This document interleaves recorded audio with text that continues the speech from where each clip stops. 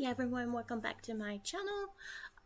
We are going to start off with some summoning, and then we're going to finish off with the Makuria story. I'm going to try to finish that in one setting. I've gotten the Route 77 Haunted Highway unlocked, so I have planned to start that on Wednesday. And so we're going to finish the graffiti and the story today, and tomorrow do the survey battles. So let's get started.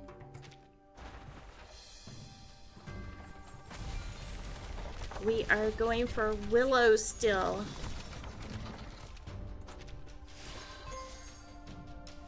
Did we get her? Voyager. That is a no, 6-star. Okay, so we did get a 6-star today. Voyager. I'm gonna have to make a thumbnail. Not a thumbnail, but a short for that one. Kanjira, a 5-star. And this is Punji. I hope you're not afraid of her. She's cute. Alright, we're getting some new characters today. Necrologist. I am so 5-star. I am adept at listening to and managing others' affairs. This, of course, includes yours as well. Whether in the present. Alright, another diviner. So 3 new characters today. 1 6-star, 2 5-stars. There we go. And I have 2 unilogs, so try again for Willow. I doubt we'll get another 6-star, but maybe we'll get lucky. 3-star. Twin Sleep. Hello, I'm Lisa.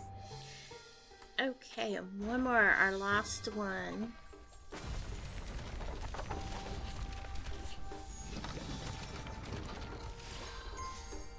Four-star. Emma.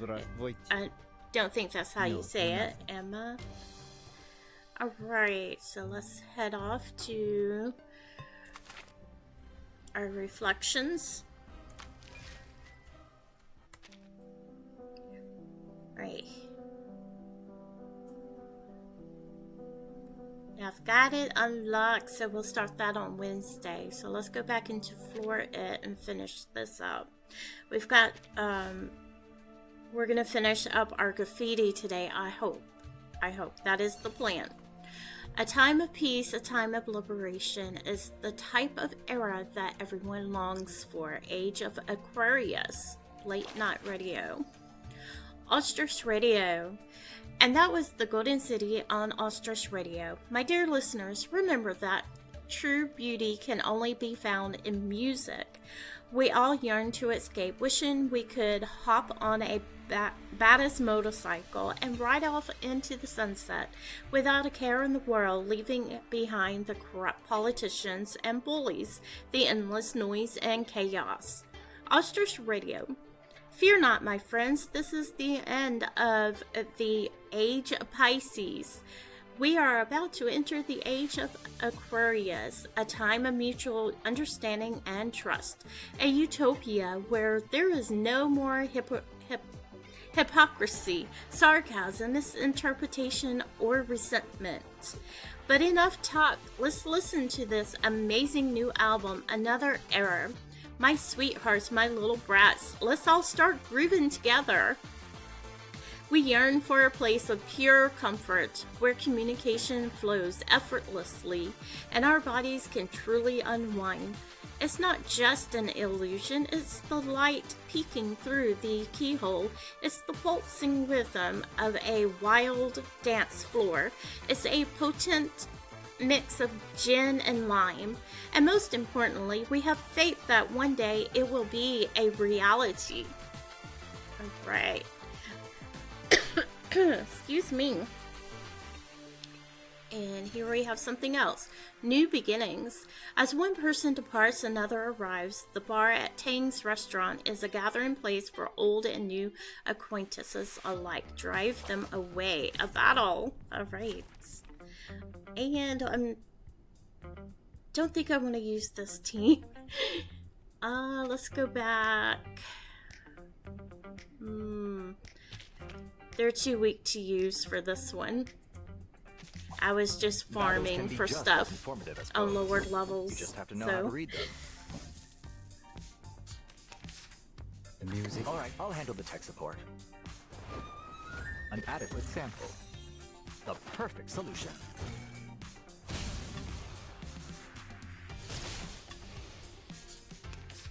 Ugh, I'm losing my patience. I'm losing my patience. Sterilize. The phone, the music will speak. Oh, hi. Alright. Peace returns, but the story of Tang's restaurant is far from over.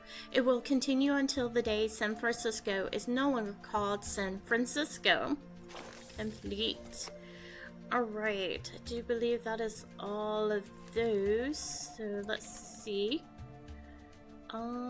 Graffiti time. Oh no! It's showing 7 hours for this one, so that's gonna have to be completed tomorrow whenever I do the survey battles. Aw, dang. Alright, the Aquarius symbol. My brother is an Aquarius. I am a Pisces. A time of peace, a time of liberation. It is the type of era that everyone longs for. I take it. Pinky, what are you staring at? It's probably the cats. It's been storming today. So, yeah, that'll be tomorrow for that one. I was so hoping that would be finished today. I don't see anything else, so the graffiti was short today. So, let's go on to On the 1000th Night.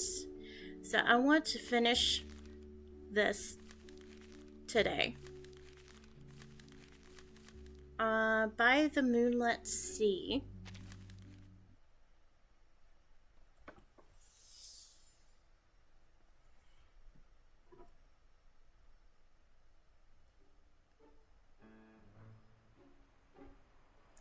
I still think you're laying it on a little thick. Mac pats Dexter's back, signaling him to search faster. What? Can't whatever you have to say wait till I've dug it up, Mac? Dexter is half plunged inside Mac's crate as he searches its content. How do you ever find anything in this big thing? Dexter stands up, his face black as if he'd just stuck it up a chimney. Whoa, you must have spilled my nightfall powder. I'll charge you for that. Mac casually reaches into the crate and pulls out a brand new Ouija board. How many have you broken this week? At this point, you should just get them wholesale. I can cut you a deal, you know. What were we just talking about? That girl Mercuria. Oh yeah, I mean, come on. A stranger sees you for the first time and says, you're following all over the market? I mean, you're flowing all over the market. Why should I believe her? And why are you taking her side? I thought we were buddies. But you felt a bit better when she touched your face, didn't you? Dexter hesitates, eventually giving a reluctant nod. Alright, I admit it. I did feel better. Why not try her healing ritual? Why not?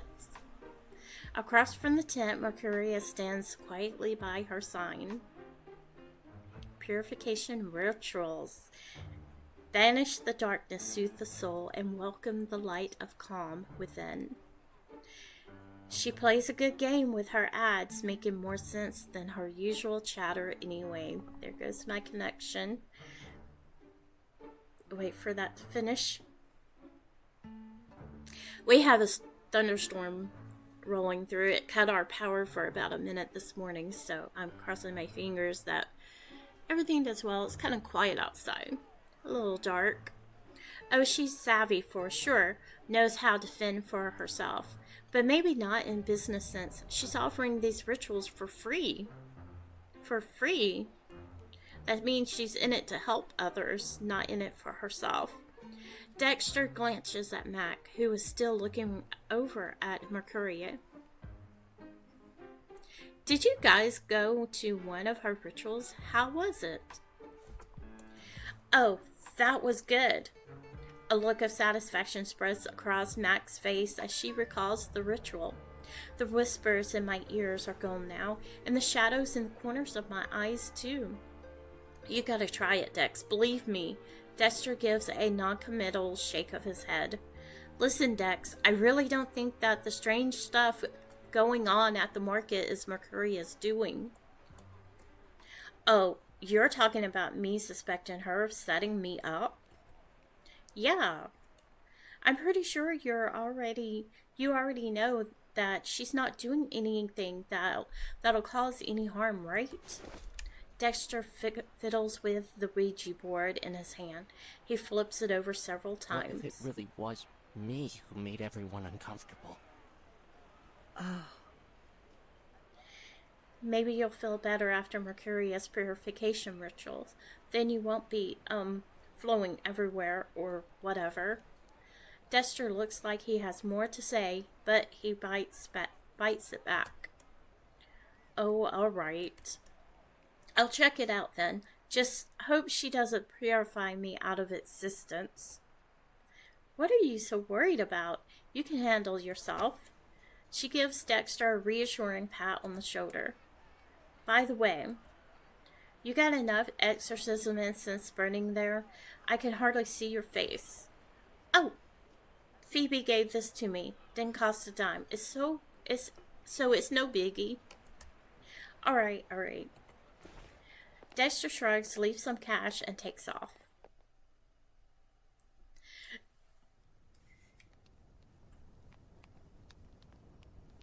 Back to the bonfire. Evening has arrived, signaling the commencement of the ritual. A crowd congregates in the plaza. Their collective focus is captured by the newly ignited bonfire. She's here. This phrase ripples from the front of the crowd to the back as everyone prepares their tools for the ritual. Everyone but Dexter. He hangs back at the edge of the group. Welcome to the healing ritual. Now, Grab your white sage or crystal and let's get started. Everyone raises their implements ready for the ritual. Forgot to bring some? Here, share mine.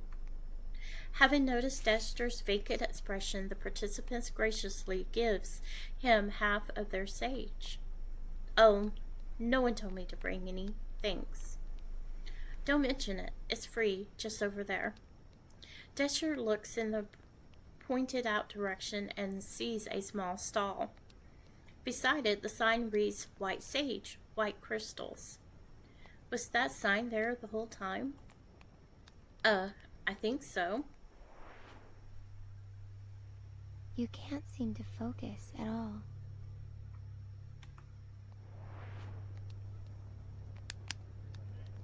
Man, why is that popping into your head right now?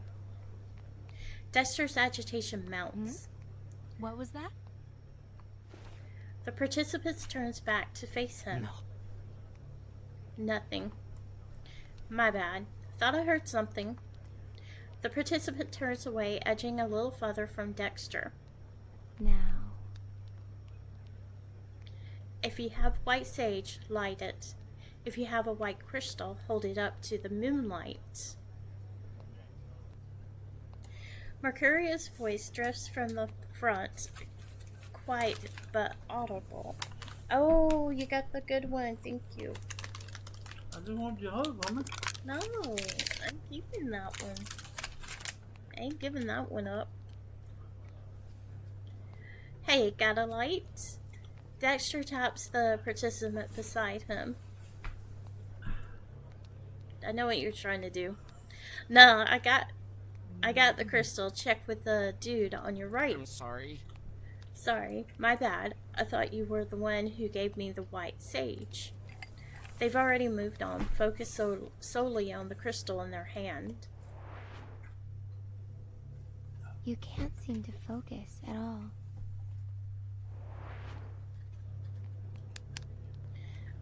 Forget her, man. She's got you totally mixed up. Off me! Dang. Oops, sorry. I thought you were trying to push to the front. I've been standing right here the whole time. I haven't moved an inch. There is a faint sense of unease around Dexter. Huh? As his heart starts to thump harder, the unease around him grows into a ruckus. It's spreading from where he's standing. Huh? Me? Leave me alone, okay? Hey guys, what's happening? Oh. The crowd recoils from the scream, leaving the participant in their own little circle. Having noticed the disturbance, Mercurius approaches. The candled bundle of herbs leaves a trail of smoke as she walks. Oh. It's shattered, but is still a fine piece of crystal.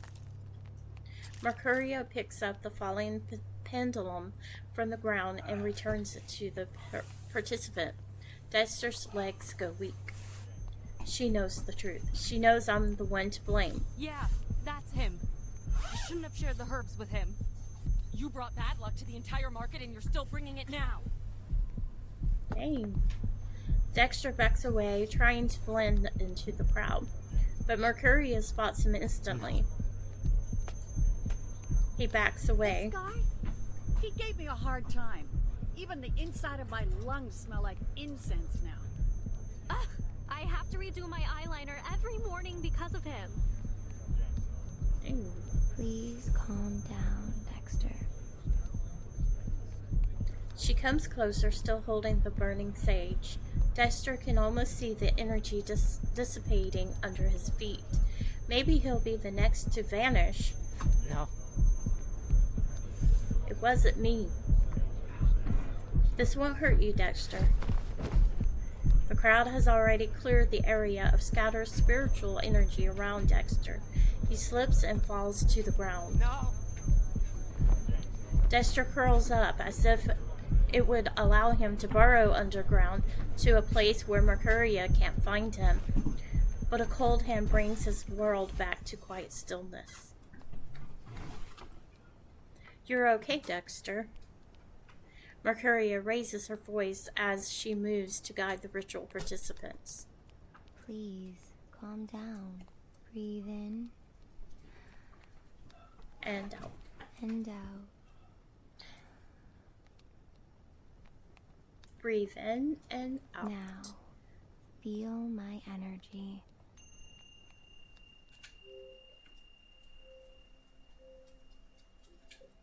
You need rest. Your excess of emotion is tormenting you. You're worn down, Dexter, like a ruler drawn over uneven sand or a straw sweeping away from foam above the rim of a cup. Dexter fits snugly into the container that is himself. Oh.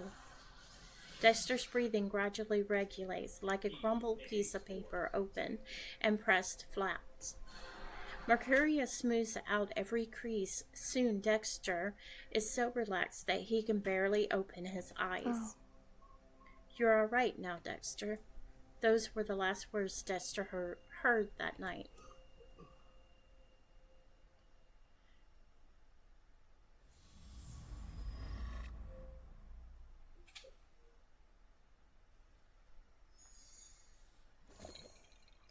Wow.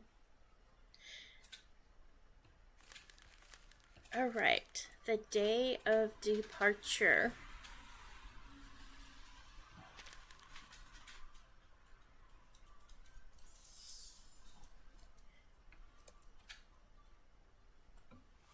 No pink. Apparently, I shut the door with her outside. So you know she went out. And she's a bit sneaky. Present day. Oh! The little aromatherapist perches on her toes, leaning over the sandy ground next to the bonfire. So that's the story that Leah asked about what happened in the past. Okay. So that's what this bonfire gathering all about. A big time cleansing ritual. Before I joined this ritual, I'd never done a group meditation with this many people. I always feel like we're more connected afterward. Cooper takes Mac's hand to her left and Leah's to her right. After about 7 or 8 rituals, we'd all pretty much been purified, so not many people came looking for Mercuria anymore.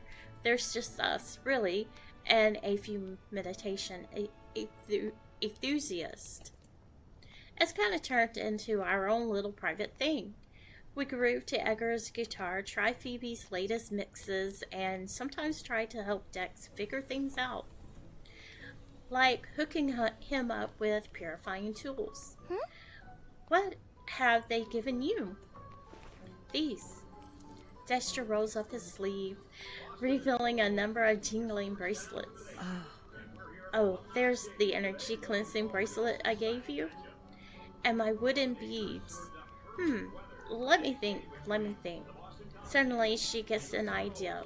Oh, horseshoes. Dexter parts his coat to reveal a bit adorned with not only horseshoe trinkets, but also several rabbit feet. Lucky cards. Oh, Dexter lets his coat fall back into place. Where's the lucky cards Soria gave you? If you've lost it, there's no getting a new one. She's long gone. I just didn't bring it with me. I keep it under my pillow so I don't lose it. Mac nods in agreement. I might have something I can give you too. She grabs a scented candle and sets it down next to Dexter. This'll help you sleep. That's all we can do to help Dexter. Poor thing. I wish there was something else we could do. A hush descends as everyone contemplates how else to help him. Mac quickly devises a solution. Well, we are missing some from the market crowd. Someone who never even spoke with Dexter. Who's that? Bianca. The group exchanges glances. Are we really gonna ask her? Bianca's never been to one of our bonfire gatherings, has she? Maybe she'll come up with something useful. But I haven't seen her talk to anyone since Soraya took off. Plus, her dad just showed up again. Leah claps a hand over her mouth. You mean that guy who was banging on her trailer gas tank, hollering for booze money? That's him. She's probably ducked to avoid the hassle. She tends to vanish for a couple of days whenever he shows up. Let's not bother Bianca then. Dexter shifts uncomfortably. Why? There's mud here. He despairingly smears the clump of mud from his hand onto his clothes. I think... Maybe if Mercuria purifies me a few more times, I'll get better. The group's focus turns to the long silent Mercuria. She's basking in the moonlight, cradling a crystal in her hands. No. All I can do is pull the weeds, but Dexter, your heart's already too tangled up. I'm sorry. Pretty soon, I won't be able to clear them as fast as they grow, and then nothing will work. What? What should I do? He starts to panic again. Even the others start to feel uneasy. Mercuria instinctively waves a wave of spiritual energy spilling from Dexter's anxiety and lights another bundle of herbs. Anyhow. I'll retrieve your mother's necklace. Will you come with me? Dexter lowers his head, inhaling the smoke from the sage. It's been lost for nearly 10 months now. No one knows where it is, Mercuria. I know. If I go with you, Dex. Ungardo, not usually one to butt in, cuts Dexter off. Huh? You're in no shape to leave the market. Even if Mercury is not here, you'll still got us, and there are plenty of herbs and crystals to keep you steady. Excuse me. If you leave the market, you'll scatter your energy everywhere. Mercuria can't handle all of that on her own. Dexter looks up at Mercuria, but she doesn't react. She's waiting for him to decide. The sage is burning unusually fast, perhaps because there's an unusually large amount of energy to cleanse. Have you made your decision? Dexter stands still, running his fingertips over the grooves on the crate. I think I'd better stay. I see. I'll leave you some purifying circles and tools. Do your best to keep a peaceful heart while I'm gone. I'll set off first thing in the morning. But how are you gonna find it? We have no idea where he lost it in the first place. everyone nods in agreement. Mac has voiced the question on everyone's mind. Mercuria closes her eyes. Slowly, her right hand rises and her finger points. Her forehead gradually tilts in the same direction. If you let it go, you'll find it one day. When will you come back?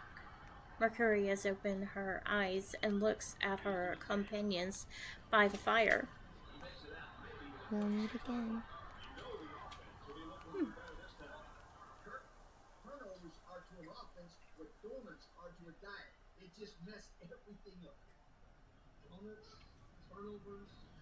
Dawn. Mercuria sits on the ground. Her stall is empty as it was when she first arrived.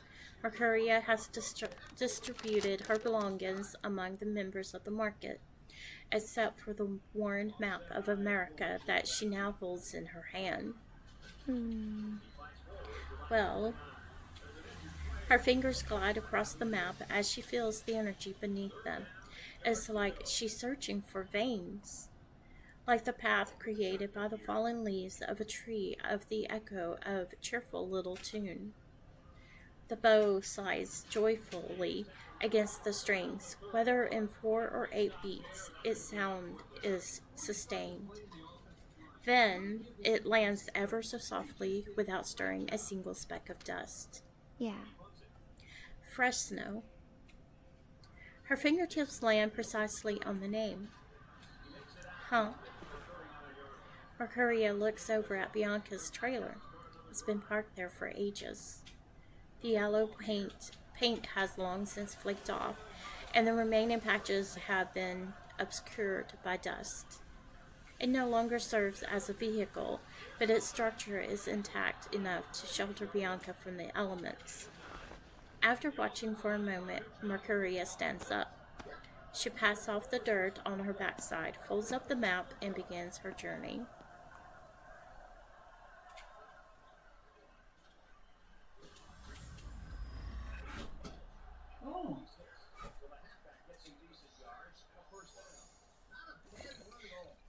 Right, vacation in California. All right.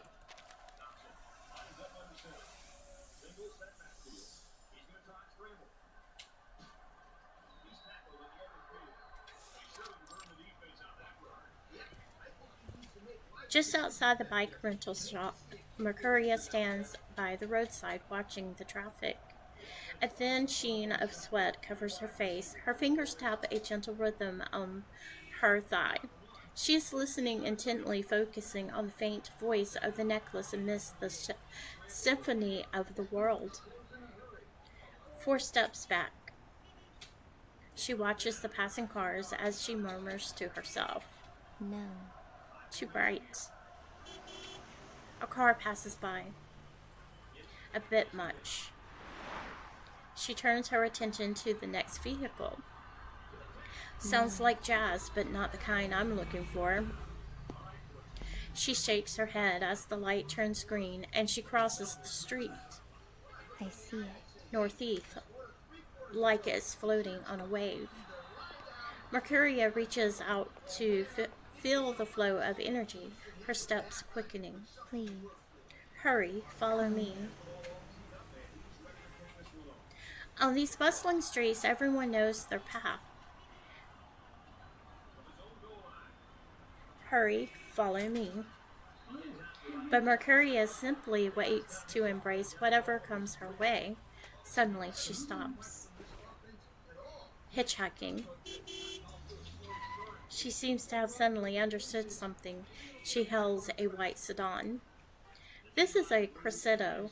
It clarifies the necklace energy. Now's the time for the first movement to meet the second. Could you give us a ride? I can't pay. Mercuria leans into the open car window, the tassels on her clothes catching the sunlight. Where are you heading? Fresno. Up in, lucky girls! I'll take you to San Lucas. Thank you. But Mercuria doesn't hop in. She turns back searching for something. Bianca, come on. This is your only chance. Mercuria calls out into the crowd. A woman wrapped in a headscarf reluctantly emerges from behind a bus. I was wondering if she was going to get Bianca to go with her. The car's interior is much livelier, or rather chaotic, than Bianca anticipated. 3 brown hens and 2 white roosters trot around in the back, occasionally taking flight and landing on Bianca and Mercuria's heads. A white bulldog with a swollen head lies leisurely at the passenger window, enjoying the breeze. After the white rooster's third aerial show, Bianca can contain her irritation no longer. Why aren't they in cages? Well, so they produce the finest eggs in the county. Wait, these are the driver's animals? What? I thought they were Bianca's. You mean your county judges eggs on whether the chickens can fasten a seatbelt? Of course not. It's just to keep them in a good mood. Feel free to hold them, told him Miss Bianca. Alexander's a very obedient chicken. Oh. He even has a name? Bianca wails as Alexander lands on her head for the 4th time. Mercuria gently picks him up and places him on Bianca's lap. Alexander promptly settles down. Oh, that's pretty sweet. I forgot about your calming touch. No. It had nothing to do with me. He likes you. Good for you, Bianca. Bianca gives an awkward response, then the car quickly falls quiet. So... Bianca decides to voice the question that's been lingering in her mind. How long did you know I was here? Since last night. I saw you sitting on the roof of a car. Oh, okay. I thought Mercuria invited her on the journey. Okay. She took off, hiding from her dad. Oh. That long, huh? I see it. I sensed your energy. So you rented a bike and rode all the way from San Francisco to Sausalito just to mess with me? No. No, I was following the necklace energy. Does Bianca have the necklace? The necklace's energy? Mercuria nods. So... Was it the necklace's energy that told you that the best way to get from San Francisco to Fresno was to ride a bike from San Francisco to Sausalito, then catch a ride from Sausalito to San Lucas?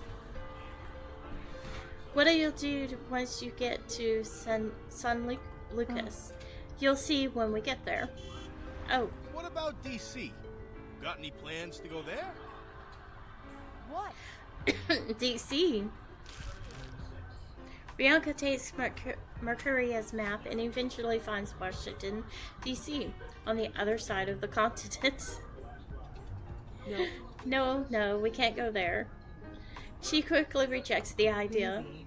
So Mercuria, when we get to San Lucas, let's take a bus to Fresno. I'll buy the tickets, okay? It won't take more than a few hours. Why? Why? Because it's better than wandering aimlessly. What's your final destination? Fresno? No. That's where I'm going. Bianca hesitates before rubbing her hair in frustration. Whatever, have it your way. Bianca. Mercuria leans forward to come face to face with Bianca. You've yearned for a journey like this, haven't you? Otherwise, you wouldn't have followed me.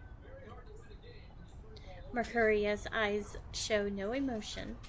They're like shining glass beads reflecting Bianca back on herself. You're reading me like a book, as always. Bianca waves her hand in resignation. Alright, I'll give it a shot.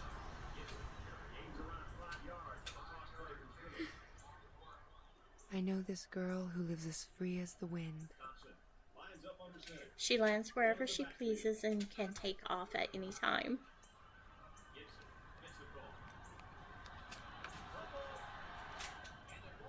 But we're missing someone who's never spoken with Dexter. Who's that? Bianca! The hand poised to pry open a bottle cap pauses, seemingly surprised at her name being mentioned. Then she goes ahead and opens it. It's a gathering I've never joined. I'm content watching from afar, just like at the beginning. Bianca casually flicks the cap into a nearby trash bucket.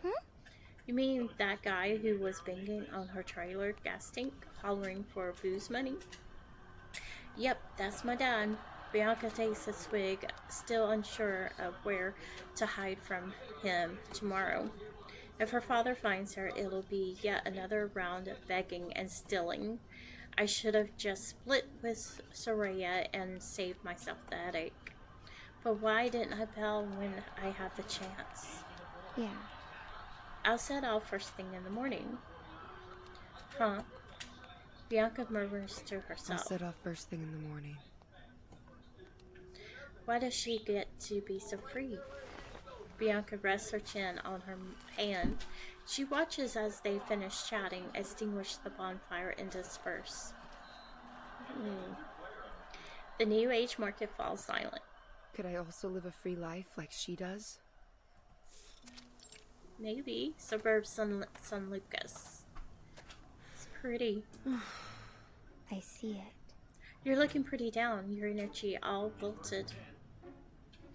An hour's walk on a rocky trail would wilt anyone. Don't you ever get tired? But Mercuria's steps remains brightly. Where are we?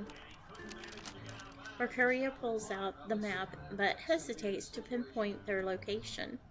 So... Mercuria? I don't know. I'm following you. Bianca stops and looks around. The road winds upward through the mountains and disappears into the distance. What?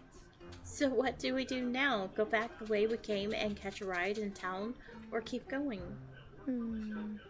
It's up to you.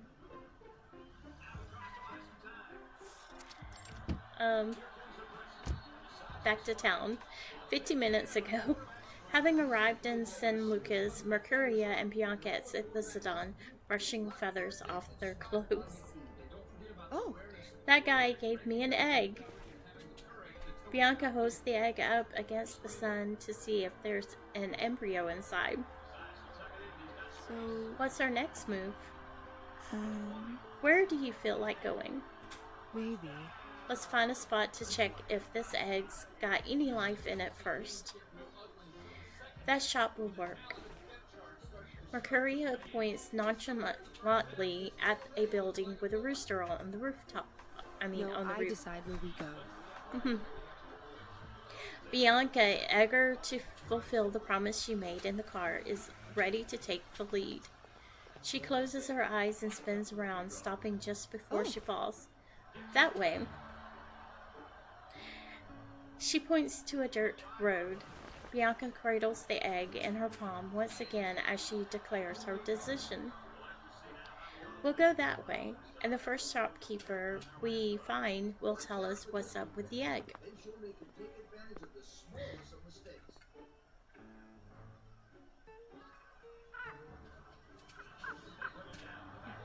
Back on the road. I'm not good at this spur of the moment stuff. Bianca leans forward, placing her hands on her knees as she tries to stretch her legs. What would you do in this kind of situation?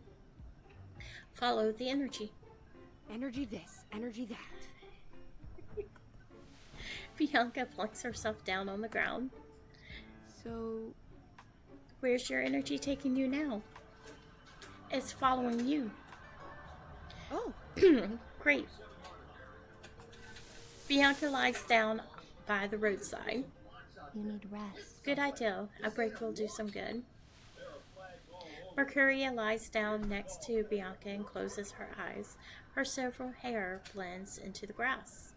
A grasshopper lands on her nose. She gently rubs her nose, causing it to hop away again. Excuse me. You gonna sleep just like that? Bianca's nose is filled with the smell of fresh grass. Ready to go? No. Nope. Oh. Then why not sleep? Mercuria turns her body away from Bianca as she prepares to take a nap. Bianca doesn't know what choice to make. So she just closes her eyes ever so tightly. Bianca. Huh? What an anxious way to sleep. For crying out loud, you're not even facing me. Bianca turns her back to Mercuria. No. I'm not sleeping. I'm thinking. The two remain silent. After a while, Bianca struggles as if trying to break free from something.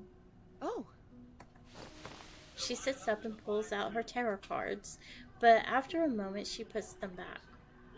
So, is this really how we're gonna get to Fresno? Yeah. You sure we're not lost? Anyhow. We'll get there one way or another. Jeez. This sentiment drives Bianca to the brink of frustration. Seriously? How or when are we gonna get there then, huh? The vagueness of Mercuria's statement prompts too many questions. You can also choose to go back. It doesn't mean you're not free. Not free. Bianca brushes the hair from her forehead. So, if it were up to you, would you keep going? Mercuria opens her eyes to look at Bianca. No. I wouldn't have a choice. I wouldn't have chosen this path in the first place. It's your journey. However, but if it were up to me, I'd keep going into the unknown until something compelled me to stop. Bianca stares into the distance at the road disappearing into the mountain. Maybe. What if there's nothing beyond the mountain? Bianca points just past the furthest point of the path that she can see. If there's nothing there, we'll go back to town. Alright. Bianca pulls Mercuria to her feet, and together they return to the path.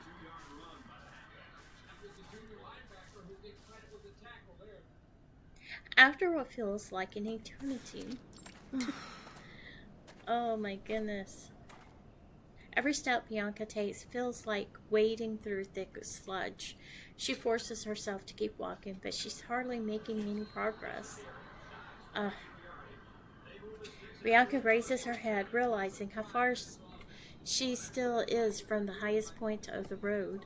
Mercuria, however, shows no signs of fatigue. She's already at the summit, looking over the landscape. Bianca. Come on, Bianca.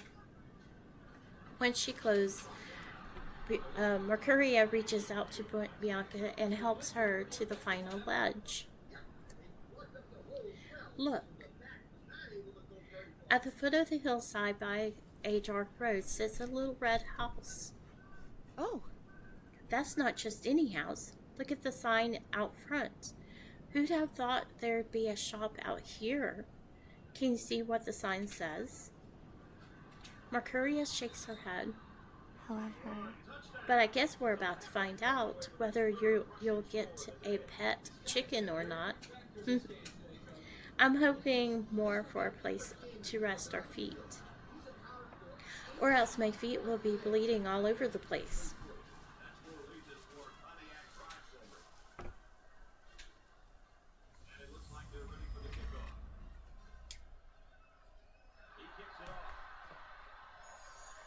Alright. Stage 6. Rest stop Revel.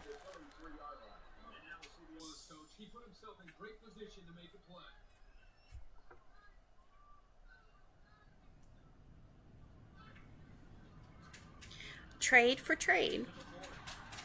Bianca reads the sign as she walks into the yard. There's an open sign hanging on the door. Anybody home?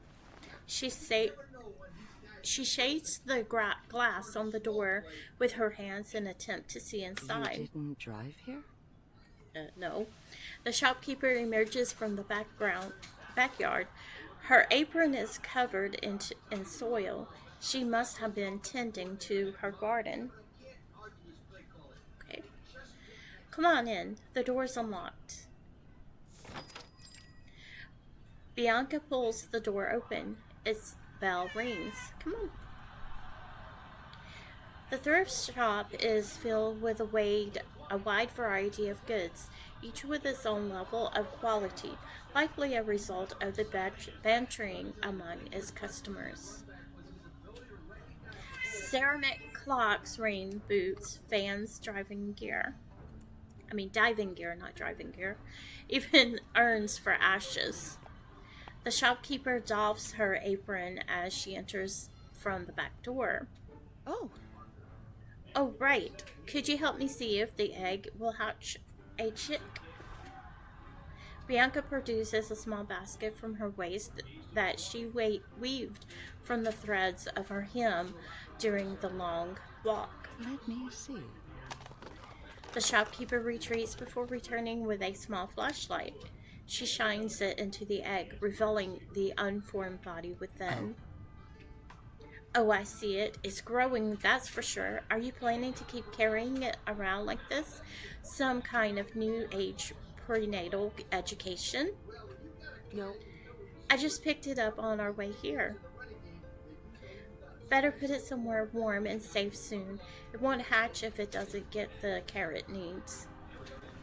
Bianca carefully takes the egg from the shopkeeper and puts it back in the basket.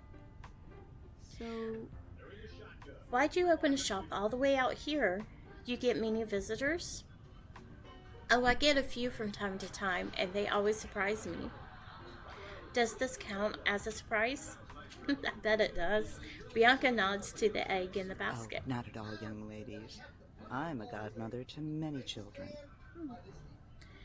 There are more kids born on these roads than you think, and I just so happen to have some medical know-how. As for why I opened the shop, the shopkeeper strikes an elegant pose as if on camera. When we begin a journey, no one knows exactly what will happen. Embracing the unknown can be a lot of fun. She looks fondly at the items in the shop. Each piece of this place holds a fragment of a traveler's life. Oh. It's like I'm living in a different movie every day. So, what was the first thing you traded for? That's a question I hear a lot. She opens the cash register and pulls out a wad of bills. When I exchanged a roll of toilet paper for this, I thought, hey, this is a once-in-a-lifetime opportunity. Oh, I thought it'd be something a little more heartwarming. The voice of the shopkeeper is the voice of our current narrator. This is the real world, kid, but I'm not just about money. Have a look around. I never ask for much. She flicks on the overhead lights and the place lights up. So, you're not worried about trading for stuff nobody wants, like this microscope. Oh. Well, someone might need that to examine the leaves up in the mountains. Everything has its use, right? They all find their way in the end. I don't stress about it. Bianca scans the shelves. There are all kinds of oddities. Bianca, I think this will suit you. Mercuria's voice rings from the shelf near the shop entrance. What? A dress. Bianca follows the sound to find Mercuria holding a gown from the shelf. It's a bold, vibrant red dress with a backless design that would make its wearer the center of attention at any party. It's beautiful. Oh. Yes, it's beautiful. Bianca takes the dress from Mercuria, draping it over her shoulder to see how it looks. But when would I wear it? I can't do tarot card readings at the market in an evening gown. It's not really me. Bianca examines herself in the mirror, picturing herself dancing in the gown at a disco. It's a bit too much. With a hint of pity, Bianca hangs the dress back up. Maybe. Let's look for something else. Oh. You find something you like? No. Not yet. Wait, this is... Bianca picks up a necklace from the shelf. Its chain is rusted, and the photo inside the locket is speckled with black spots. This is the necklace Dexter's been looking for. Holy cow! Mercuria glides over. What? Is this what you expected, Mercuria? No. This is the path you chose, Bianca. I've merely followed you. Oh. Oh my god, oh my god, oh my god. I've actually found Dexter's necklace. That's been missing for 10 months. How much is it? Fully immersed in the joy of her discovery, Bianca quickly looks for the necklace price tag. It's a free gift. What did I say? Every item serves a purpose for someone in the world. The shopkeeper smiles warmly, perhaps genuinely happy for Bianca's delight. So... Does that mean we can just take it? Oh. It means you have to buy something first. Of course. The shopkeeper's joy turns into the satisfied smile of a farmer with a barn full of wheat. Oh. Okay, then let's pick out something else. Bianca searches the shelves, looking for something that won't be too bothersome to take back with her. This ceramic clock is a bit heavy. Bianca picks it up, weighs it, and puts it down again. Her eyes keep landing on the red dress, but she continues to pursue this shop. Rain boots, probably more comfortable than my heels. They can be kind of heavy though. The allure of the red dress persists, but she has virtually no occasion to wear it. Bianca ducks her head below the shelf to avoid seeing it again. Oh. A fan. That'll cool us down for the rest of the trip. If it doesn't need electricity, that is. Bianca. Huh? Bianca stares at Mercuria, who picks up the red dress once again. She can practically hear the spellbinding pitch about to leave Mercuria's lips. She needs to speak up before she's convinced and maintain some semblance of control. Fine, I'll take it. She gives in completely.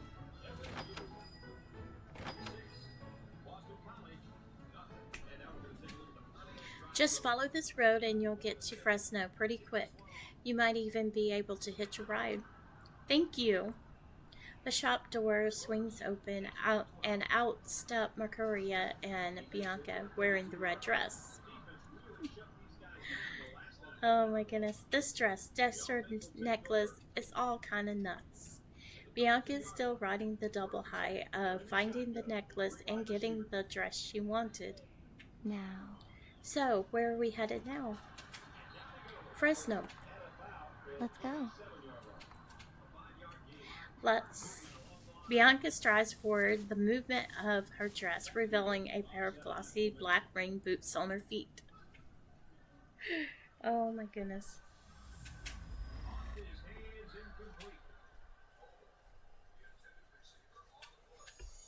I can't believe they found the necklace at the shop. Alright, go with the flow. Stage 7.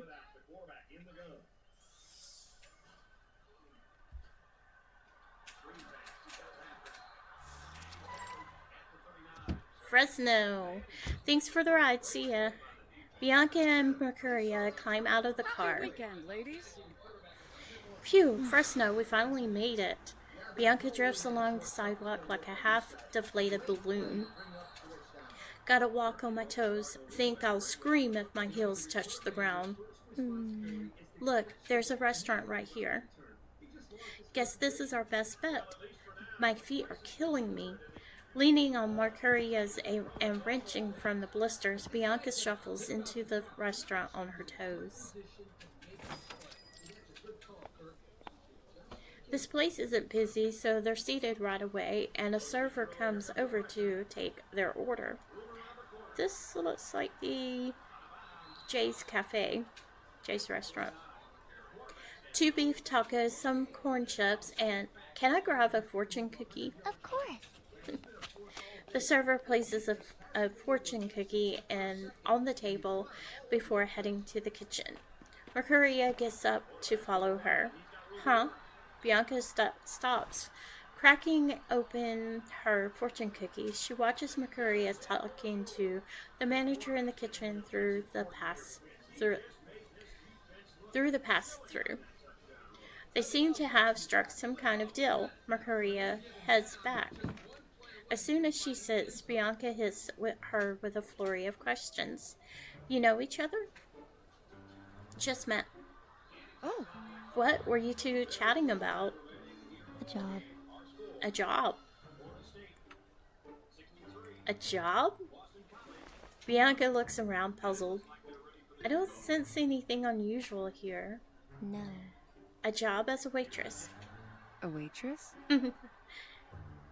Yeah. Yeah, you should always start by getting a job when you settle in a new city. Settling? Bianca looks incredulously at Mercuria. So... You're not heading back? And you're not going to keep doing the spiritual healing thing? I'll stay here for a while, just like I did when I first arrived in San Francisco. Being a spiritual healer isn't all I do. I just need to settle down first. In her surprise, Bianca accidentally pops open the fortune cookie. You've already made up your mind? Mercuria nods slightly. What about Dexter's necklace? You're gonna bring it back. Mercuria's reply is serene. Was this a plan from the beginning? Mercuria nods. This is how I live. Indeed, she's a free soul. Bianca reads the message from the fortune cookie. You will always have true friends by your side. Bullcrap. Bianca crumples it into a ball. You did give away all your stuff before you left. I should have figured you wouldn't go back. But you will. Bianca wraps her fingers around the cookie, pressing it lightly into her palm. True friends. What's Soraya doing now? In which city? Me? I don't think so. Why can't I be as free as Mercuria? Her grip tightens. Is that so? Why didn't I just leave back then? 'Cause I couldn't do it? Yeah. Bianca, sweetie, come on over to Daddy. No matter how bad I want to leave, when it's time to really hit the road, I just can't seem to take that step. But for Mercuria, it seems so uneasy. I'm sure. Crack. Bianca. The egg is hatching. Mercuria grabs Bianca's hand. Her fortune cookie has been reduced to... Oh, it's the fortune cookie. No, don't cast your arcane skill on me. What was once calming now feels like a snake ready to strike. Bianca pulls away from Mercuria's touch. She realizes her eyes are wet with tears. I never realized how awful it is to lead a calm, uneventful life.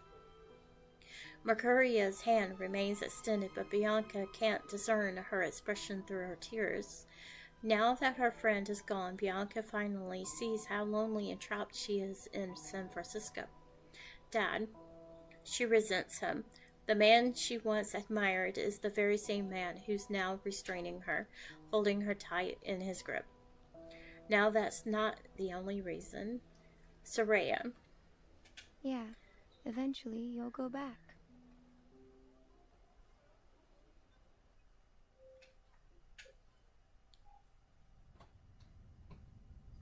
Bianca has calmed down. Mercuria sits opposite, watching her idly flick corn chips on the table as her emotions dissipate.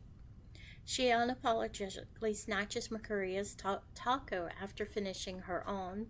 You seem to be in a better mood. Bianca nods. Thank you. This journey's been nice. I feel like I've just woken up from a day-long hangover. I found Dexter's necklace, got a dress I love, and had a real adventure. I don't think I have the nerve to start over somewhere else, Mercuria. I'm not like you. No. It's not about nerve, Bianca. It's just how I live. I was born without a home. No. May I hold your hand? Mercuria's hand is still outstretched. She extends the other. Bianca nods and places her hands in Mercuria's. Sorry, it's feeding time for the kitty cat. But Bianca doesn't feel that familiar warmth in her soul. Mercuria is simply holding her hands, not casting her arcane skill. Thank you for showing me that granting inner peace doesn't always help. Bianca smirks. Since this dream is coming to an end, shall we do something to complete it? What do you propose? I've never seen myself dancing in a party dress. Let's go.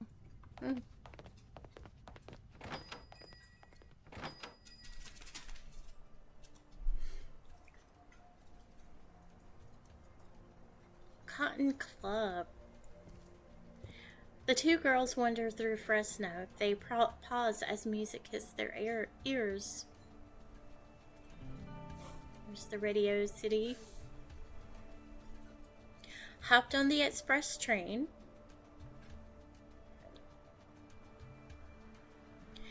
With little else but a ticket in hand. The busker's song floats through the bustling streets, leading Bianca and Mercuria to its source. His lazy, raspy voice carries the miles he has traveled. Hopped on the express train, strumming his time-worn guitar, he lazily leans on a pile of cardboard and plastic bags. His fingers are stained, but they still produce a wonderful sound. Bianca kicks off her rain boots, grabs the hem of her skirt, and dances barefoot before the singer. A small crowd might follow you, might go, ah! They're having fun. This will be the most beautiful scene in Fresno tonight. Yep. That is a beautiful dress. Two figures, one in red and one in silver, ignoring the world around them and dancing out their zest for life. See you next time, See you next time. Bianca sings wholeheartedly, not wanting the night to end, not wanting this free-spirited dream to fade. Tomorrow's gotta be better than today. She believes that tomorrow will be better.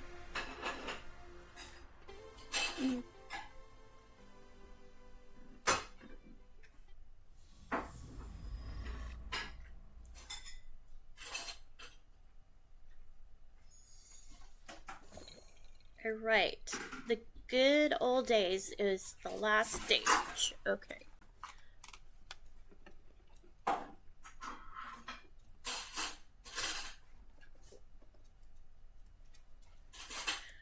Alright. Good old days.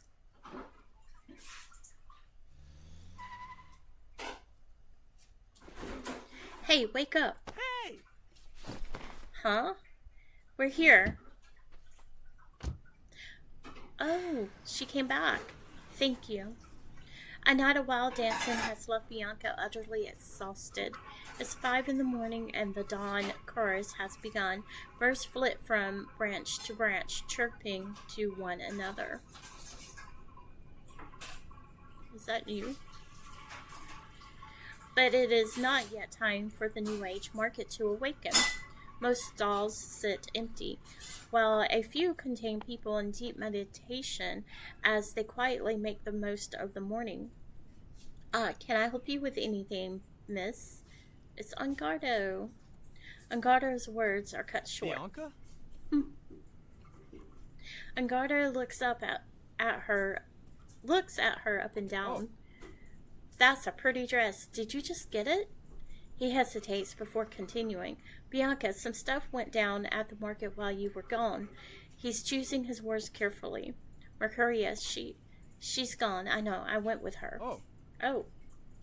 It's hard to tell if he's more shocked than Bianca ran into Mercuria or that she was traveling with her. I'm beat, Angardo. Gonna crash for a while. Could you get everyone together? I have something to say. Sure, leave it to me. Bianca drags herself back to her trailer.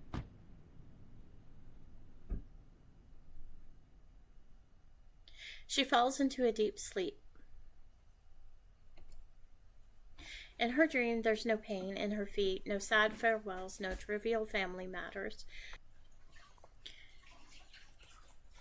Only peace, an indescribable peace, like a crystal lake nestled in the boundless mountains.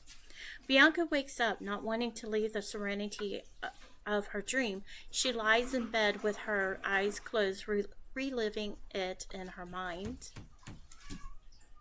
Oh, yay. Bianca? Are you awake? Bianca? Outside the car window, a bonfire burns gently under the night sky. We've almost got everyone. All right. I'll come on out in a sec. She pulls herself out of bed, bandishes up her feet, and gives the egg a pat before heading out. Almost everyone. I hope Dexter's there. As soon as Bianca shows up, she's bombarded with questions. You went to Fresno with Mercuria? How's she doing? Oh yes, Dexter is here. She's still looking for that necklace? Shh. Bianca takes the necklace out and passes it to Dexter. Dexter opens the locket, touching the little photo he knows so well. It's back. He flings it around his neck.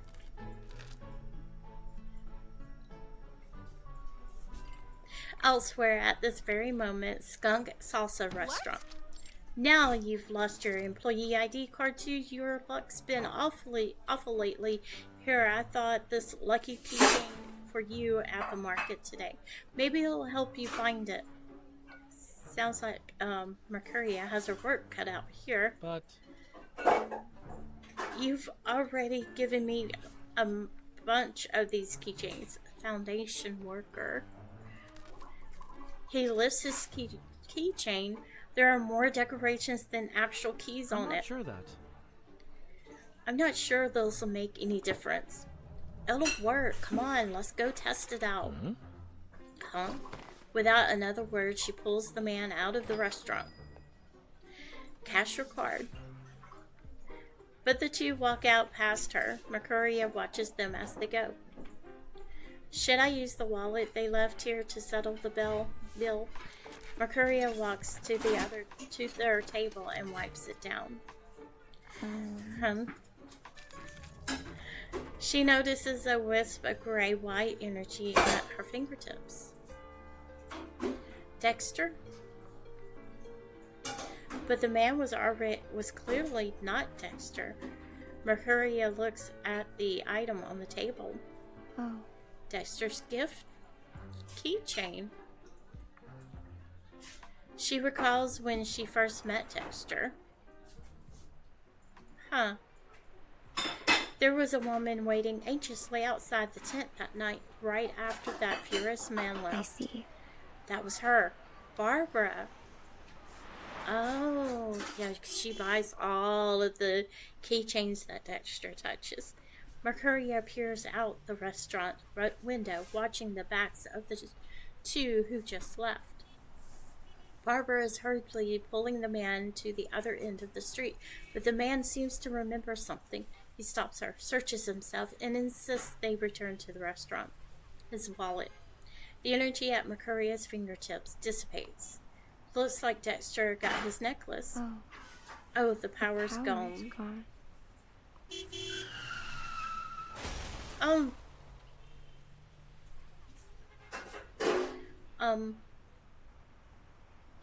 An out-of-control car rushes past Barbara was moments before. It veers off the road and collides with a wall. If it hadn't been for the man's return for his wallet, Barbara's fate would have been sealed. Dang, perfect timing. Mercury heads over to the phone and makes an emergency call. Barbara sits paralyzed with fear on the ground. The man helps her up and walks her back to the restaurant. Sorry. The man enters with Barbara. She's shaking like a leaf. Please. Can I get a hot chocolate? She's scared stiff. Barbara's eyes are wide. She stares firmly at her feet, horrified by what would have happened if she had taken one more step. All right. The man guides her back to her seat. Sirens blare in the street. The blue and red lights of the police car illuminates the chaos of the figures outside. Mercury brings a cup of hot chocolate to Barbara. Please, calm down. Sorry. Relax, you're safe now. Mercuria gently strokes Barbara's forehead. She should recognize her. Under Mercuria's soothing touch, Barbara's breathing steadies and her face loses its look of terror. Oh. Oh, an Arcanist with a healing skill. Mercuria gives him a nod. Ha! Did that car crash just burn through all my bad luck? The man trembles as he picks up his wallet from the table, pulls out a business card, and hands it to Mercuria. Have you heard of the St. Pavlo Foundation?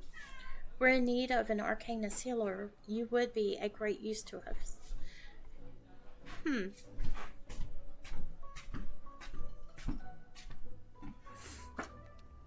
Back to the bonfire.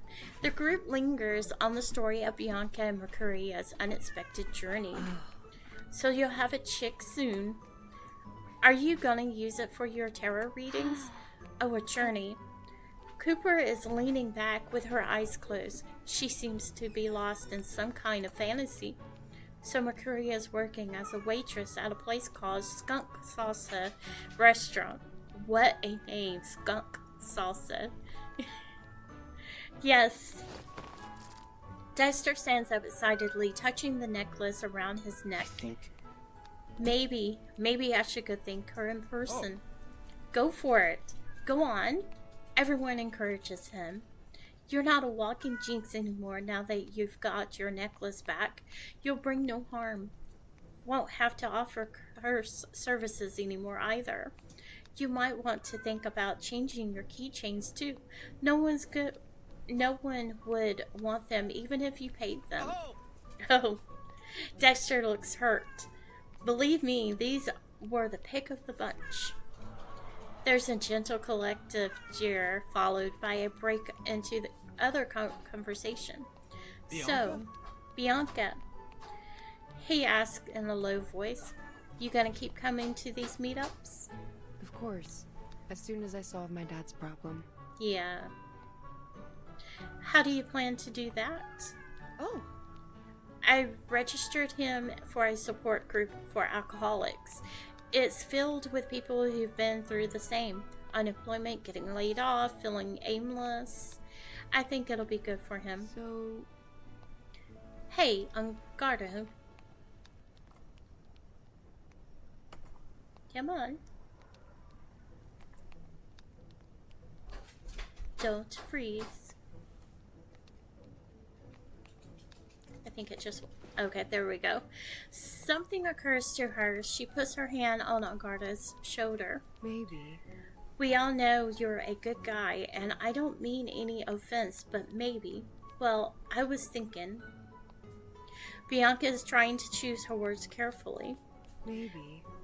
Maybe. When they left, did Soraya tell you where they were going? Please say yes.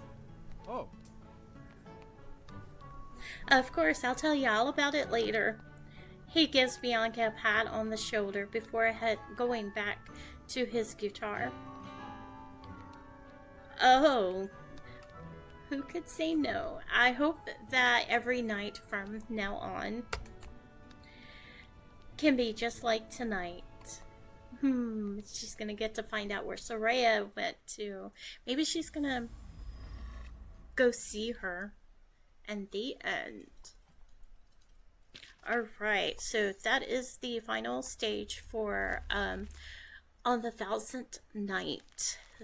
And tomorrow we will do, and I want to do all of these in one video for tomorrow. And oh yeah, we got some rewards for finishing that up. Clean. Okay, so I will see you guys tomorrow. And on Wednesday we will do, Route 77, the Haunted Highway. I do not know how many episodes are in that, so I probably, do I want to do it in one setting? I don't know, I may split it up. Okay, so I will see you guys tomorrow for the survey battles, and as always, thank you guys for watching and have a great day.